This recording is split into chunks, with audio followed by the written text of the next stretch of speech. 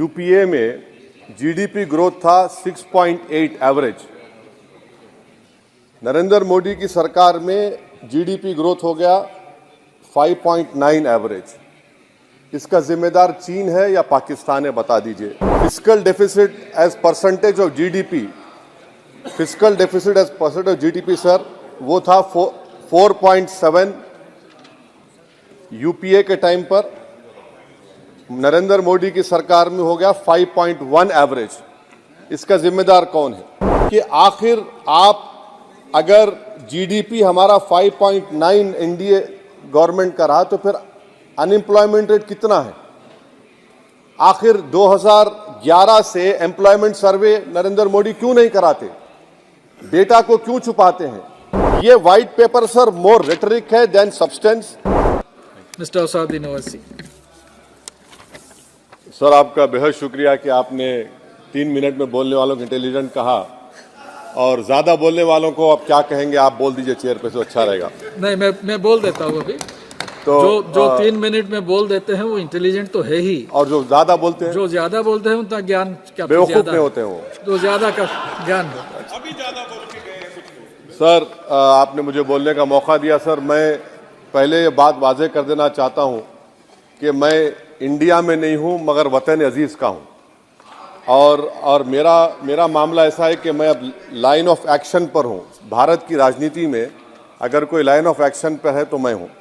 Sir, मेरे चंद सवालात हैं जो मैं उम्मीद करता हूँ कि हमारे मोहतरमा वज़ीर साहिबा जब जवाब देंगे, इसका जवाब, मेरे सवाल का जवाब देंगे। यूपीए में जीडीपी ग्रोथ था 6.8 एवरेज। नरेंद्र मोदी की सरकार में जीडीपी ग्रोथ हो गया 5.9 एवरेज। इसका जिम्मेदार चीन है या पाकिस्तान है, बता दीजिए। Fiscal deficit as percentage of GDP, fiscal deficit as percentage of GDP sir, वो था 4.7 यूपीए के टाइम पर।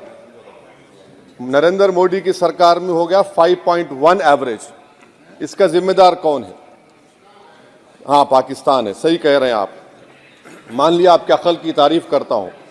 सर, इन्फ्लेशन है यूपीए के हुकूमत में 8% था, नरेंद्र मोदी की सरकार में 5% है।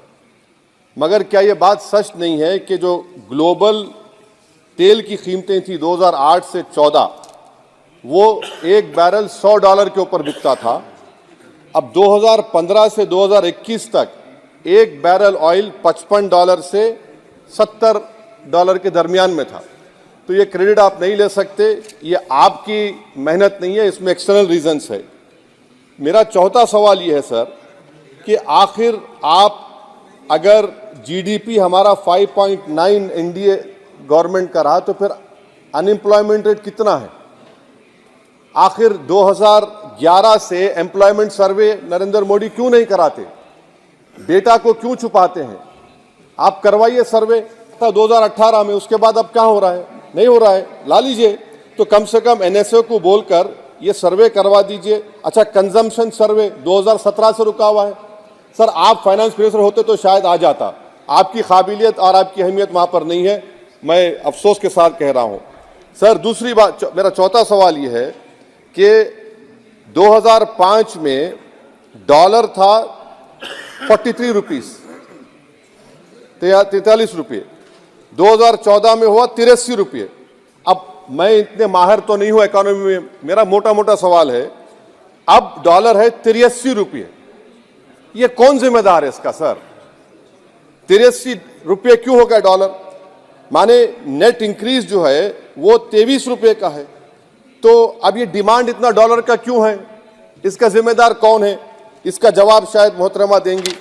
अच्छा सर, आप देखिए फॉरेन करेंसी रिजर्व्स बोलते हैं 2011 में, बिल्कुल सही है, 294 बिलियन डॉलर था।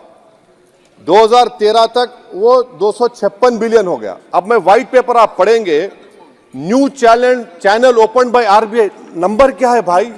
नंबर तो बता दीजिए। New channel open by RBI, number ही नहीं मालूम होता है। अच्छा सर, एक और सवाल मेरा है, हेल्थ एक्सपेंडिचर फ्रॉम पॉकेट, ठीक है, 2005 में 69% था, 2014 में 64.2 हो गया। तो आपका नंबर क्या है बताइए ना, आपके दौर में क्या नंबर है? वो नंबर नहीं बताया, मेडिकल कॉलेज खोल दिए, नंबर क्या है खर्चे का? तो ये जो व्हाइट पेपर है, एटलीस्ट 2020 का डेटा दे दो आप। ये white paper sir more rhetoric है देन सब्सटेंस। डिमोनेटाइजेशन की बात ही नहीं कर रहे। डिमोनेटाइजेशन तो बर्बाद कर दिया देश के गरीबों को, इसका जिक्र ही नहीं करेंगे। वो तो मास्टर स्ट्रोक था आपका, मगर बर्बाद हो गए। सर मैं कंक्लूजन में, क्योंकि आपने अक्लमंद कहा है मुझे कम टाइम में बोलने वालों को, तो मैं सरकार से आपके जरिए से मुतालबा करता हूं कि एक व्हाइट पेपर ये निकालिए कि 2014 में 1 लाख के मॉब लिंचिंग से 2024 तक कितने मुसलमानों का मॉब लिंचिंग हुआ, कितने घर बुलडोजर तोड़े गए। सर मैं खत्म कर रहा हूं सर, खत्म कर रहा हूं। और साथ ही साथ आप एक व्हाइट पेपर जारी कर दीजिए कि चीन 2000 स्क्वायर किलोमीटर पर कब्जा करके बैठा है या नहीं है, डेप्सांग डेमचाक हमारे पास है या नहीं है। और आखिर में यूपीए के वक्त में माइनॉरिटीज बजट में फ्री कोचिंग था, आपने बंद कर दिया। मौलाना आजाद फाउंडेशन आपने बंद कर दिया, मौलाना आजाद फेलोशिप आपने बंद कर दिया। फाउंडेशन तो 9, 10, 12 माइनॉरिटीज के बच्चों को स्कॉलरशिप मिलते थे। प्री मैट्रिक स्कॉलरशिप आपने 9th क्लास से उसको रेस्ट्रिक्ट कर दिया। हो गया ये सर मैं खत्म कर रहा हूं सर। तो मदरसा एजुकेशन आपने खत्म कर दिया। ये क्यों किया आपने भाई? हद तो ये होगी कि आपके पास 2014 में एक मुस्लिम वजीर था, अब तो एक भी नहीं है, एक भी नहीं है। अजीब है मामला।